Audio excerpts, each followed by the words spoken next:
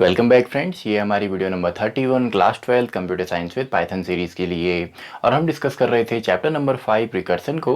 और इस चैप्टर की प्रीवियस वीडियो नंबर 1 में हमने देखा था रिकर्सन क्या होता है, किस तरीके से काम करता है, और हमने एक क्वेश्चन भी वहाँ पे सॉल्व किया था। तो अगर आपने प्रीवियस वीडियोज़ या प्रीवियस चैप्टर्स नहीं देखे हैं तो नीचे डिस्क्रिप्शन बॉक्स में पूरी की पूरी प्लेलिस्ट का लिंक है, उसमें आप जाके क्लिक कर सकते हैं, पूरी वीडियोज़ आप देख सकते हैं, या सिंपली आप ऊपर आई बटन पर भी क्लिक कर सकते हैं।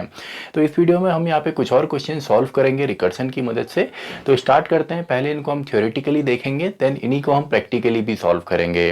तो स्टार्ट करते हैं। फर्स्ट क्वेश्चन हम यहाँ पे सॉल्व करेंगे जिसमें हमें फिबोनाची सीरीज की टर्म्स को प्रिंट करना है। तो पहला क्वेश्चन हमारा है फिबोनाची सीरीज के लिए। इस सीरीज को हम प्रिंट करेंगे सिंपली एन टर्म्स तक। अब देखिए फिबोनाची सीरीज सिंपली आपकी क्या होती है, यहाँ पे आपके दो टर्म स्टार्टिंग के तो फिक्स होते हैं, यानी कि आपका 0 एंड 1 तो फिक्स होता है। देन आपका जो भी इसका अगला टर्म होता है वो प्रीवियस दो नंबर्स का सम अप होता है, यानी कि अगला जो टर्म होगा वो होगा 0 + 1 यानी कि 1। देन अगला जो टर्म होगा पिछले दो का सम यानी कि 1 एंड 1 आपका 2 आ जाएगा। देन अगला जो टर्म है प्रीवियस 2 का सम यानी कि 1 एंड 2 3 आ जाएगा। देन अगला जो होगा वो इन दोनों का सम यानी कि 2 एंड 3 का सम यानी कि 5 आएगा। देन अगला जो होगा नेक्स्ट प्रीवियस का सम यानी कि 3 एंड 5 8 यहाँ पे आ जाएगा। देन इस तरीके से आगे कंटिन्यू होता है 5 एंड 8 13। तो इस तरीके से हमारी फिबोनाची सीरीज चलती है। तो इसको हम रिकर्सन से यहाँ पे सॉल्व करेंगे। इसमें सिंपली एन टर्म्स तक हम सिंपली सीरीज को प्रिंट कर सकते हैं, या इसके जो एलिमेंट हैं उनको हम प्रिंट करेंगे। तो डायरेक्टली पहले मैं कोड इसका लिखता हूँ, क्योंकि इसमें बेस जो है, जो इसका बेस केस है, इसमें 3 बेस केसेस हमारे बनते हैं जहाँ पे हमको रुकना है। तो सिंपली पहले मैं कोड लिखता हूँ, देन इसको हम डिटेल में यहाँ पे समझेंगे। तो चलिए डेफ फीबो करके हम ले लेते हैं, एंड एन नंबर यहाँ पे आ जाएगा। तो सबसे पहले इफ़ अगर हमारा जो n है अगर ये 0 होता है तो उस समय तो केवल हमको 0 ही यहाँ से रिटर्न करना है। सिंपल है, क्योंकि स्टार्टिंग की दो टर्म तो हमारी फिक्स हैं। तो यहाँ पे सिंपली मैं लिख देता हूँ रिटर्न 0। एंड इफ़ अगर हमारा जो n है अगर ये 1 होता है जो कि सेकेंड टर्म है, तब भी हमारा सिंपली यहाँ पे रिटर्न हो जाए 1। एंड इसके बाद थर्ड जो टर्म है, अब देखिए थर्ड टर्म से अब हमको क्या चाहिए, उसके प्रीवियस का सम चाहिए, यानी कि एल्स में मैं यहाँ पे लिख देता हूँ कि हमको रिटर्न यहाँ से करना है। अब देखिए प्रीवियस टर्म, मान लीजिए हम अब यहाँ पे फर्स्ट टाइम जब हम 0 यहाँ पे सेंड करेंगे तो हमको 0 मिलेगा, यानी कि फर्स्ट टर्म। देन 1 डालेंगे तो सेकंड टर्म मिलेगी। जब सेकंड डालेंगे तो सेकंड में हमको कौन कौन से टर्म का सम चाहिए, एक हमें सम चाहिए 1 का यानी कि इससे पहले वाले का, और एक उससे पहले वाले का। यानी कि सिंपली हम यहाँ पे लिख सकते हैं फीबो या Fibonacci n-1 plus Fibo n-2। तो इनका हमें सम चाहिए, यानी कि प्रीवियस दो टर्म्स का सम हमको इसके बाद चाहिए। स्टार्टिंग की दो तो हमारी फिक्स है। एंड देन सिंपली इसके लिए हम यहाँ से कॉलिंग करेंगे। तो उसको मैं लूप में यहाँ पे रन कर देता हूँ फॉर x इन रेंज। और हमने कहा हमें 0th एलिमेंट, या आप इसको जब प्रिंट करते हैं 1 भी कर सकते हैं +1 करके। हमने कहा चलिए फर्स्ट 7 टर्म्स हम ले लेते हैं, एंड हम सिंपली प्रिंट यहाँ पे कर देते हैं। फीबो को हमने कॉल किया और साथ में x हम यहाँ से पास ऑन कर रहे हैं, यानी कि x को हम पास ऑन करेंगे। एंड सिंपली हम यहाँ से x को भेजेंगे, पहले वैल्यू 0 देन 1 देन 2, इस तरीके से 7 तक आपका जाएगा, क्योंकि मैक्सिमम वैल्यू 8 यहाँ पे है। तो यहाँ पे देखिए सबसे पहले तो x की जो वैल्यू होने वाली है, तो वैल्यूज़ को आप इस तरीके से समझ सकते हैं। जब वैल्यू यहाँ पे 0 होगी तो फीबो 0 कॉल होगा। तो फीबो 0 में हमारा क्या रिटर्न हो रहा है, रिटर्न 0 हो रहा है। तो 0 जो टर्म है वहाँ पे रिटर्न हमको 0 हुआ, तो ये फर्स्ट टर्म है। वैसे ही जब यहाँ पे x की वैल्यू आपकी 1 होगी, यानी कि x हमारा अब यहाँ पे हो गया 1, तो यहाँ से रिटर्न देखिए क्या हो रहा है, यहाँ से रिटर्न केवल आपका यहाँ पे 1 होने वाला है, तो यहाँ से रिटर्न 1 हो जाएगा। देन जब यहाँ पे x की वैल्यू 2 होने वाली है, यानी कि हमारी थर्ड टर्म, तो यहाँ पे देखिए जैसे x की वैल्यू यहाँ से 2 जाती है, तो 2 आपका 0 तो नहीं चलेगा, 1 भी नहीं चलेगा, तो एल्स वाला पार्ट चलने वाला है। तो एल्स वाले पार्ट में क्या है, फीबो n-1, यानी कि जो वैल्यू है वो गई है 2, तो 2 - 1 यानी कि फीबो 1, फीबो 1 प्लस आपका फीबो n-2 यानी कि फीबो 0। तो अब देखिए जैसे ही हम फीबो 1 एंड फीबो 0 मैंने यहाँ पे लिखा, जब वैल्यू 2 है तो फीबो 1 तो ऑलरेडी हम सॉल्व कर चुके हैं, यानी कि अगर हम फीबो 1 को कॉल करते हैं, फॉर एग्जांपल जब मैंने फर्स्ट टाइम इस फंक्शन को कॉल किया था और वैल्यू हमने दी थी 1, तो इसने क्या रिटर्न किया था, वैल्यू 1 में इसने रिटर्न 1 किया था, यानी कि इसको अगर हम रिकॉल करते हैं तो 1 यहाँ से आता है, एंड फीबो 0 अगर हम 0 वैल्यू यहाँ से देते हैं तो रिटर्न यहाँ से 0 आने वाला है।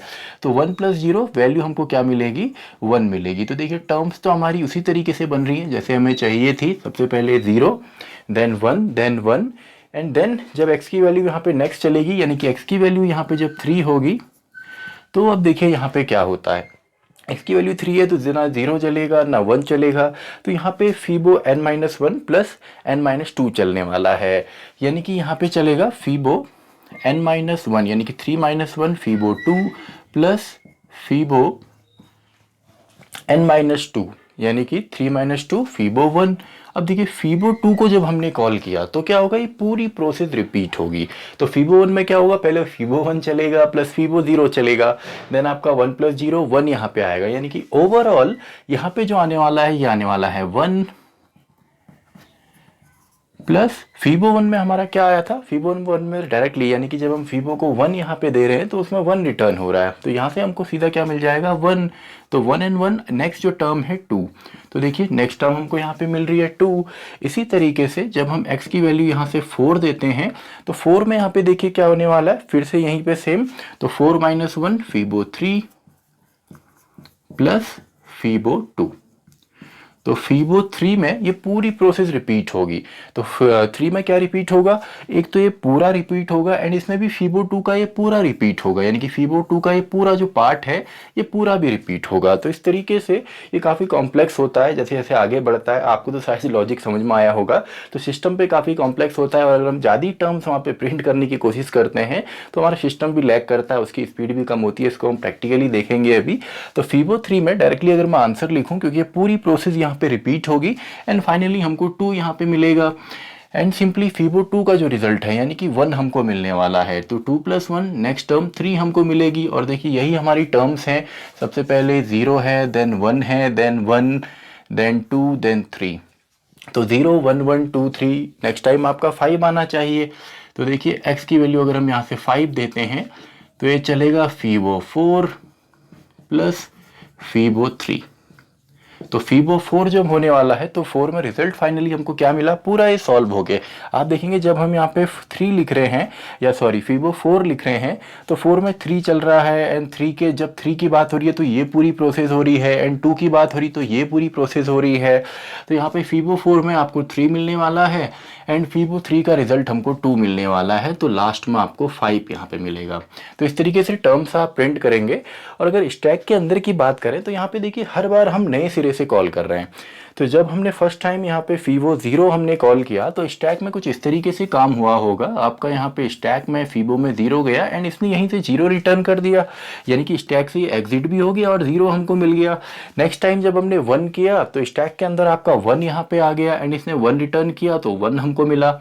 एंड देन जब हमने 2 को कॉल किया तो 2 को कॉल करने के बाद देखिए स्टार्टिंग में तो स्टैक में 2 है, लेकिन इसी ने इसी के अंदर से 1 को भी कॉल किया एंड 1 को कॉल करने के बाद यहाँ से हमको रिटर्न मिला 1, यानी कि यहाँ पे 1 तो आ गया, प्लस साथ में इसने फीबो 0 को भी कॉल किया, यानी कि अब 1 के बदले इसमें 0 को कॉल किया है, तो वहाँ से भी रिटर्न आके 0 होता है, इसीलिए हमको 1 यहाँ पे मिल रहा है। तो स्टैक यहाँ पे हर बार अलग बन रहा है जब जब हम लूप यहाँ पे रन कर रहे हैं। तो आई होप ये प्रोग्राम आपको आया होगा। तो स्क्रीनशॉट आप इसका ले सकते हैं नोट्स के लिए। तो आई होप आपने इसका स्क्रीनशॉट ले लिया होगा। तो कुछ और क्वेश्चंस भी हम देखते हैं, देन इन सभी को हम प्रैक्टिकली भी देखेंगे। सिंपली फैक्टोरियल निकालना है रिकर्सन की मदद से। तो स्टार्ट करते हैं क्वेश्चन। हम यहाँ पे फाइंड फैक्टोरियल, चलिए मैं लिख देता हूँ फाइंड फैक्टोरियल। तो यहाँ पे देखिए फैक्टोरियल में सिंपल है। फॉर एग्जांपल अगर हम 5 का फैक्टोरियल की बात करें तो इसका रिजल्ट हमें मिलता है 5 × 4 × 3 × 2 × 1, यानी कि आई गेस ये 120 शायद आएगा। वैसे 4 फैक्टोरियल अगर है तो इसमें भी सिंपल है, यानी कि 4 से लेकर 1 तक हमें यहाँ पे जाना है, तो इसका तो 24 आपको मिलेगा। तो सिंपल है। इस तरीके से आप देखिए पहले कोड में इसका लिखता हूँ, देन इसको हम देखेंगे स्टैक के फॉर्म में कैसे इसको किया जाता है। तो यहाँ पे सबसे पहले तो फंक्शन मैंने लिखना है डेफ फैक्ट या सिंपली फैक्टोरियल n का हमें निकालना है। तो बेस केस यहाँ पे देखिए नंबर हमारा कोई भी हो वो हमेशा ही 1 तक यहाँ पे जा रहा है, तो बेस केस हमारा 1 ही यहाँ पे होगा। तो इफ़ जो हमारा नंबर है अगर वो 1 के इक्वल होता है तो सिंपली यहाँ से हमने रिटर्न कर देना है 1 को। इसके अलावा एल्स में हम सिंपली रिटर्न यहाँ से करेंगे एक तो जो हमारा नंबर है और उसके साथ हमने मल्टीप्लाई करना है फैक्ट n-1 को, यानी कि नंबर को हर बार हमने कम करते हुए जाना है और साथ में जो प्रीवियस नंबर है उसको उसके साथ हमने मल्टीप्लाई भी करना है। देन फाइनली चलिए इसको हम कॉल कर लेते हैं। a इक्वल्स टू यूजर से हम इनपुट ले लेते हैं फैक्टोरियल के लिए, तो एंटर नंबर मैंने कहा। देन सिंपली जो भी यहाँ से रिटर्न आएगा तो इसको हम p में स्टोर कर लेते हैं फैक्ट a, एंड जो भी हमको रिजल्ट मिलेगा उसको आप प्रिंट कर दीजिए। तो प्रिंट फैक्टोरियल जो है वो आपका a के अंदर है, सॉरी वो p के अंदर आया है। तो सिंपल है, लॉजिक तो हमारा सिंपल है। अब इसको हम थोड़ा सा समझते हैं स्टैक के फॉर्म में। तो देखिए मान लेते हैं चलिए जो हमारा कोड है इसमें सबसे पहले जो नंबर हमने यहाँ पे दिया, फॉर एग्जांपल हमने 5 नंबर सेंड किया है, तो स्टैक के अंदर कुछ इस तरीके से काम होता है। आपका सबसे पहले स्टैक के अंदर जो फंक्शन है, फंक्शन का नाम तो सभी आपके सेम है यानी कि फैक्ट है, तो यहाँ पे फंक्शन का नेम सभी में सेम है यानी कि फैक्ट। तो सबसे पहले हमने वैल्यू जो यहाँ से सेंड करी, मान लीजिए 5 हमने सेंड करी, तो 5 हमारी वैल्यू जो है वो सेंड हुई है आपका इस फंक्शन को, एंड वैल्यू जो है अभी n जो है उसकी वैल्यू जो है 1 नहीं हुई तो रिटर्न 1 नहीं होगा, एल्स वाला पार्ट चलेगा यानी कि n इंटू फैक्ट n-1। तो ये रिटर्न हमको क्या देने वाला है, ये देने वाला है n यानी कि 5 इंटू n-1, और वो भी फैक्टोरियल को हम कॉल कर रहे हैं यानी कि फैक्ट n-1 5-1 4। अब जैसे ही 5-1 4 हमने किया तो ये क्या है, ये फंक्शन कॉलिंग है। तो इसके अंदर से दोबारा एक फंक्शन यहाँ पे जनरेट होगा, स्टैक के अंदर एक और फंक्शन आएगा जिसमें स्टार्टिंग वैल्यू हमारी क्या आई है 4, और ये रिटर्न क्या करने वाला है, अभी भी वैल्यू 1 नहीं हुई तो ये भी हमको n फैक्ट n-1 रिटर्न करेगा। n की वैल्यू कितनी है जी 4 है, तो 4 इंटू फैक्ट -1 यानी कि 3। इसके बाद फैक्ट 3 हमारा यहाँ पे कॉल हो जाएगा। तो यही बेसिक लॉजिक रिकर्सन में होता है। फैक्ट 2 को ये कॉल करेगा, देन 2 हमारा यहाँ पे आएगा एंड यहाँ पे 2 इंटू फैक्ट 1 को ये कॉल करेगा। अब जैसे ही फैक्ट 1 को यहाँ पे कॉल किया जाएगा तो फैक्ट 1 में क्या है, फैक्ट 1 में हमारी वैल्यू यहाँ पे वैल्यू आ गई 1, एंड जब वैल्यू 1 आ रही है 1 रिसीव हो रही है तो यहाँ पे इफ n इक्वल्स टू 1 में रिटर्न 1 हमारा हो जाएगा। तो ये अब रिटर्न क्या कर रहा है, ये रिटर्न कर रहा है 1 को, तो 1 यहाँ पहुँचेगा, इसके बदले आपका क्या है 1 है, तो 2 इंटू 1 यानी कि ओवरऑल 2 हमको ये सेंड करने वाला है।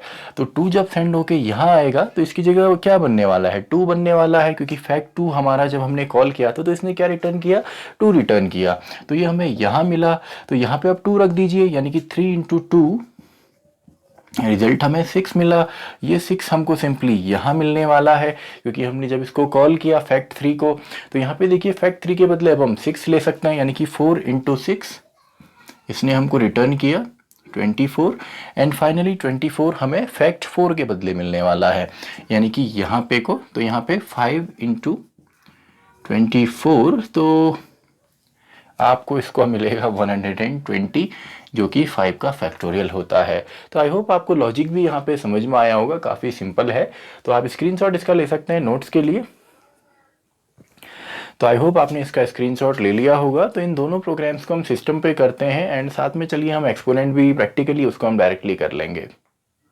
तो अब हम प्रैक्टिकली भी यहाँ पे सभी क्वेश्चंस को करते हैं, जिसमें सबसे पहले हमारा है फिबोनाची सीरीज़ हम प्रिंट करेंगे। तो इसके लिए डायरेक्टली मैं फंक्शन यहाँ पे लिखता हूँ, फिबो या किसी भी नाम से आप ले सकते हैं। एंड इसका जो सबसे पहला केस है, अगर n हमारा 0 होता है तो सिंपली ये रिटर्न यहाँ से करेगा 0 को, और अगर आपका जो n है अगर वो 1 के इक्वल होता है तो हमको रिटर्न करना है। तो इसमें बेस केस जो हमारे 3 बेस केसेस यहाँ पे बन रहे हैं, और एल्स लास्ट में अगर ऐसा नहीं होता तो प्रीवियस 2 टर्म्स का सम हमको रिटर्न करना है। तो हमको फिबो n-1 plus Fibo n minus 2 का जो सम होगा उसको हमने रिटर्न करना है। देन सिंपली आप एक लूप को यहाँ पे रन करेंगे for x in range. For example starting के चलिए हम 5 टर्म्स की अगर बात करें तो 5 टर्म्स हमारे आएंगे, 6 हम लिख देते हैं, 0 to 5 पे चलेगा ये टोटल। इसमें चलिए 6 टर्म इसमें आ जाएंगे, तो 5 ही टर्म्स पहले हम निकाल के देखते हैं। तो डायरेक्टली हमने प्रिंट यहाँ पे करना है, फीबो को हम कॉल करेंगे एंड x को हम सेंड करते रहेंगे। तो देखिए सिंपल है, स्टार्टिंग के जो 5 टर्म्स हमारे होते हैं तो इसको अगर हम यहाँ पे इंक्रीज़ करते हैं, फॉर एग्जांपल चलिए 10 टर्म्स अब हम निकालते हैं। तो ये फिबोनाची सीरीज़ के 10 टर्म्स हैं। अब अगर आप ज़्यादा ही सीरीज़ के टर्म्स निकालेंगे तो सिस्टम आपका लैग भी यहाँ पे करता है। फॉर एग्जांपल मैंने कहा चलिए 25 हम निकालते हैं, तो 25 में देखते हैं ये किस तरीके से काम करता है। तो 25 में भी ये परफेक्टली चल रहा है। चलिए 35 इसको करके देखते हैं। तो देखिए थोड़ा सा यहाँ पे स्पीड इसकी कम हो गई है क्योंकि फंक्शन की कॉलिंग इंटरनली काफ़ी ज़्यादा हो रही है। तो आई होप आपको फिबोनाची सीरीज़ यहाँ पे आया होगा। तो नेक्स्ट क्वेश्चन अब हम यहाँ पे देखते हैं फैक्टोरियल, जिसमें हमने निकालना है। तो फैक्टोरियल के लिए नेक्स्ट क्वेश्चन हमारा है फैक्टोरियल। तो फैक्टोरियल ऑफ अ नंबर, तो डेफ फैक्ट नाम से हम ले लेते हैं एंड इसमें सिंपली इफ़ अगर n की वैल्यू आपकी 1 है तो यहाँ से रिटर्न हमने कर देना है 1, एल्स हमने सिंपली रिटर्न यहाँ से करना है। तो लॉजिक तो ऑलरेडी हमको पता है, n into fact n minus 1। तो सिंपल सा है, हर बार वैल्यू कम होती रहेगी। तो चलिए यूज़र से हम वैल्यू ले लेते हैं, इनपुट एंटर द नंबर हमने यूज़र से पूछा जी। देन वहाँ से जो भी चीज़ हमारी रिटर्न होगी हम उसको चाहें तो डायरेक्टली भी प्रिंट करा सकते हैं। तो फैक्ट में हम p यहाँ से डाल देते हैं तो डायरेक्टली हमारा आंसर यहाँ पे आएगा। तो एंटर द नंबर 5 ले लेते हैं चलिए। तो 120 ही इसका फैक्टोरियल होता है, कोई भी नंबर आप लें, फॉर एग्जांपल 7 मैंने लिया। तो इस तरीके से आप फैक्टोरियल भी निकाल सकते हैं। तो फैक्टोरियल के अलावा अगर आप यहाँ पे चाहें तो आप यहाँ पे पावर निकाल सकते हैं, एक्सपोनेंट आप निकाल सकते हैं। तो चलिए इसको हम डायरेक्टली यहीं पे कर लेते हैं क्योंकि ये फैक्टोरियल की ही तरह है, बस इसमें आपने सिंपली एक की जगह 2 पैरामीटर यहाँ पे देने हैं।